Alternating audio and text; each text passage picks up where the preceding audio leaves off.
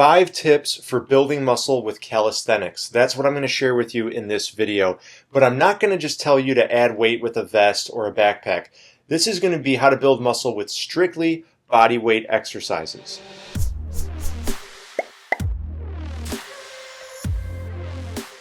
What's up, everybody? Welcome back to Minus the Gym.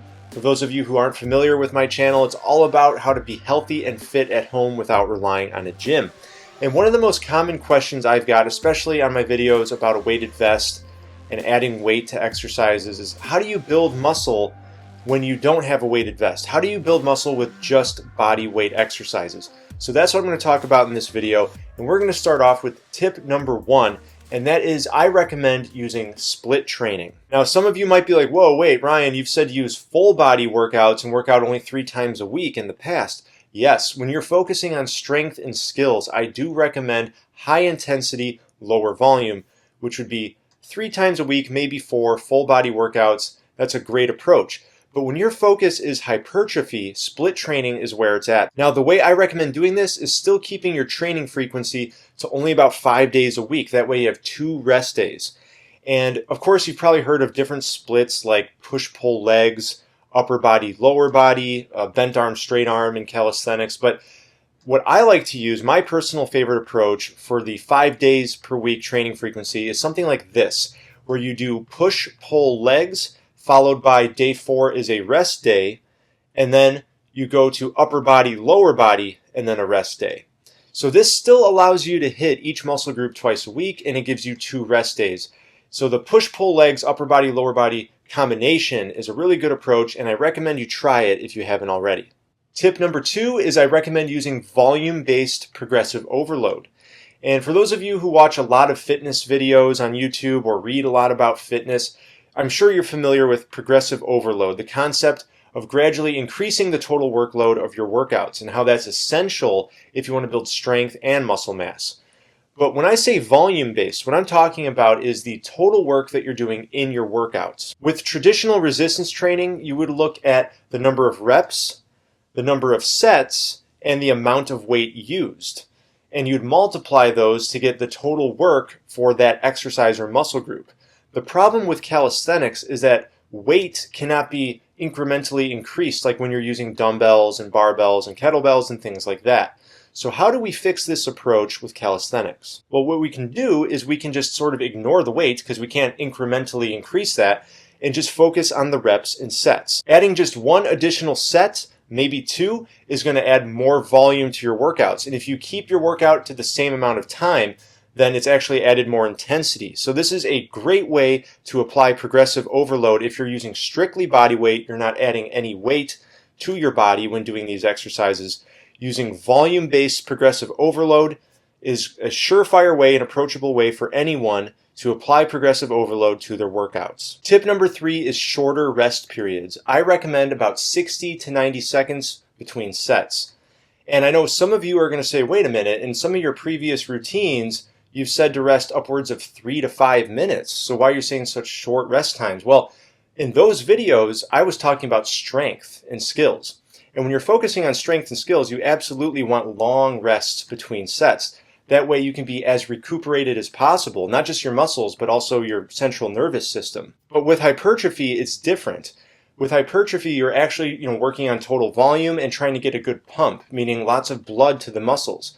And the best way to do that is to use shorter rest times. Tip number 4 is to use periodization, which basically means breaking up your workout program into these periods of training that are different from one another to prevent adaptation.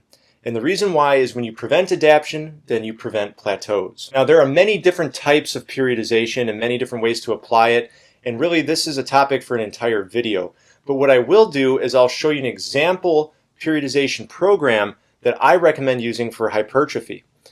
And what this whole thing is called a macrocycle. That's what this whole 16-week or so block is. And the full macrocycle is broken down into these blocks called mesocycles.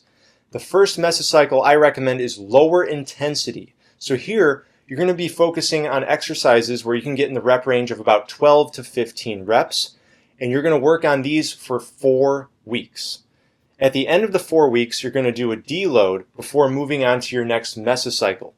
Here it's going to be the same amount of volume, but it's going to be a moderate intensity, where you're instead increasing the intensity, focusing on exercises that allow you to get in the 8 to 12 rep range. And you're going to do that for 6 weeks before you take a deload, and then you move on to a higher intensity mesocycle. In the high intensity mesocycle, you want to decrease the volume a little bit because this is going to be really intense, and you're going to use exercise progressions that allow you to get somewhere in the 5 to 8 rep range. That's going to be your target. After 4 weeks of that, take a deload or a total week off, and then repeat the whole macrocycle. Again, the whole point of periodization is to prevent adaptation and prevent plateaus. Inevitably, you're going to have your off days or off weeks even where you're not making a lot of progress. But if you apply periodization, you have a much better chance of seeing consistent progress in your workouts. And tip number 5 is nutrition. Of course, your nutrition has to be on point if you want to build mass.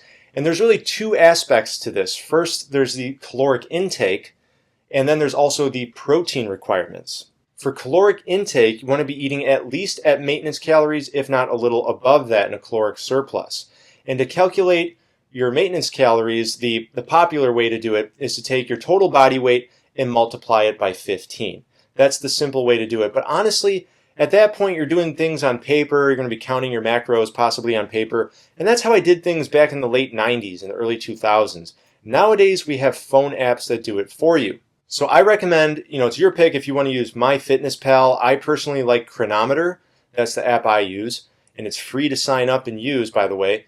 But use whichever app you like. And when you sign up, it's going to ask you for your age, your weight, your height, your gender, your activity level, and using that information, it can track your energy balance for the day if you plug in what you eat. So I recommend you take advantage of today's technology. Just use a phone app. It's so much easier. And as far as protein requirements are concerned, I will say that I think the numbers tend to be inflated quite a bit, probably by protein supplement manufacturers and other things like that. But what I have found is that a lot of people base their protein requirements on their total body weight.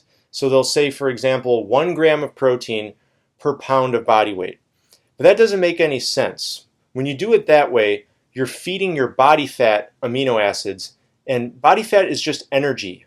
It's literally just energy hanging on your body to be used later. It doesn't need amino acids.